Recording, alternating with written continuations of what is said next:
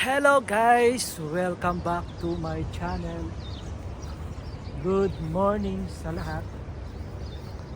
As usual guys, we're here in the park para mag-relax.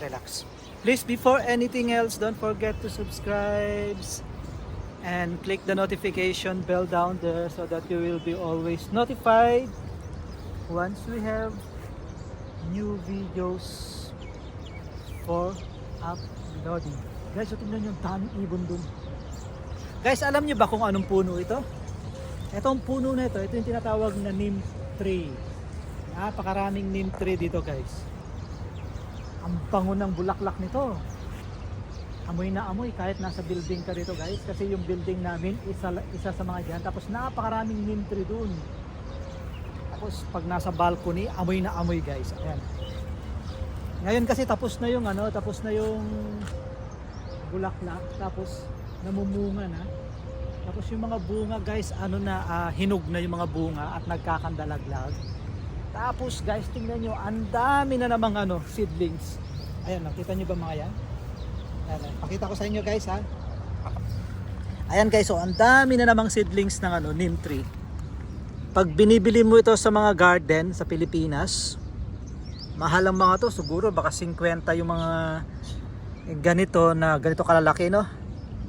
50 pesos or more or less. Ayan guys, so ang dami.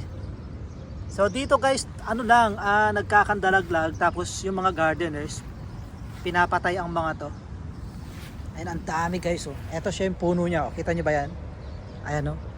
Maganda kasi siyang lilim, pero guys, kasi to, once na nagkakandalaglag yung dahon, marami rin. So alam mo na sa Pilipinas, ang mga tao nagwawalis, minsan tamad na magwalis, kaya yung puno guys ay pinuputol dahil lang sa sobrang dami ng dahon. Tapos dahil sa sobrang dami ng nagkakandalaglag na dahon ay winawalisan, tapos tinatamad sila. Ganun kasi sa amin guys. Yung mga karamihan ngayon guys sa bahay-bahay sa probinsya sa amin, wala nang mga puno. 'Di ba dati katabing puno lang yung bahay para malilim, para presko. Ngayon wala na kasi nga daw katwiran nila makalat, tapos walis ng walis. Tapos tinatamad na nga si nanay, si lola, si ate na magwalis, pinuputol yung puno. Tapos ngayon, 'di ba? Tingnan mo naman, kung wala nang puno, lalo na sa barangay namin, wala nang puno, ramdam na ramdam mo yung init pag summer. Walang masyadong hangin. Ayan guys, so nasaan na ba tayo? Ito guys, so ipapakita ko sa inyo. Ang dami kasi Ang dami nila, ayan Oh.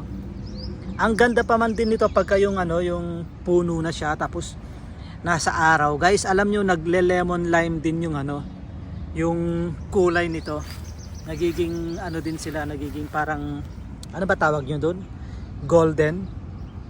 Kasi marami din yan doon, nakikita ko dati. Sabi ko, ang ganda naman ng dahon. Tapos dahil pala sa sinag ng araw. Iba yung weather ngayon guys. Ang taas ng ang taas ng humid. Ganda oh. Ayan oh, ang dami. Ayan guys, so kita nyo ba yan? Ang dami yan. Ayan o. Diba? Ang dami o.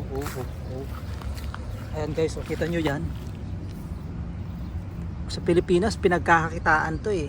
Ilagay mo lang yan sa seedling, o dahil magtatanim ka na sa seedling, tutubo, tapos bebenta mo neem tree. Saka guys, ang neem tree, din ito sa sa insekto. Tapos ginagamit din sa shampoo. Ayan yung nito, beneficial ng shampoo, use ng ng shampoo, use ng ng neem tree. Ayan, gaganda, dami. Ito siya guys, oh. Diba? Tingnan mo yung puno niya. So talagang madahon kasi siya guys. Ayan oh. Nagkakandalaglag. Tingnan nyo guys yung weather oh, parang makulimlim, pero yan guys, dala ng ng humid, napakataas ng humid. Ayan. Ayan yung puno ng neem tree. Madami doon, lalo na banda doon sa sinisilungan ko yung mga namumulaklak din. Eto guys, ano to? Century na siguro to, no? Century, no, decades. Yes, mga tipong ganun. Ang decades ba ay 10 years? Ang century ay ilan ba ang century? 20 years? 50 years? 100 years? Ano guys, so tingnan nyo. Tirahan din ng mga ibon, tapos kinakain din ng mga ibon yung bunga nito. So okay guys, ni-flex ko lang yung kasi ang dami na naman nila. Yearly kasi ito guys, yearly na nakikita ko tong mga ganitong senaryo, yung mga andaming tumutubo ng mga bunga ng neem tree, yung mga seedlings diyan, ang dami, parang nakakapanghinayang. Samantala sa atin, di ba guys, ang daming bakanteng lupa na pwede mong itanim ang mga to.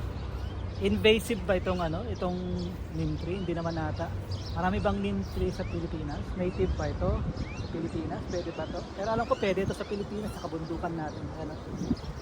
So okay guys, natuwa lang ako. Maraming salamat guys sa pagsama nyo sa akin sa araw na ito. Please huwag kalimutang pong mag-subscribe sa mga hindi pa nag-subscribe. At huwag kalimutang pindutin din yung notification bell dyan sa baba para lagi kayong updated sa mga upcoming videos natin. Paki-like na rin guys.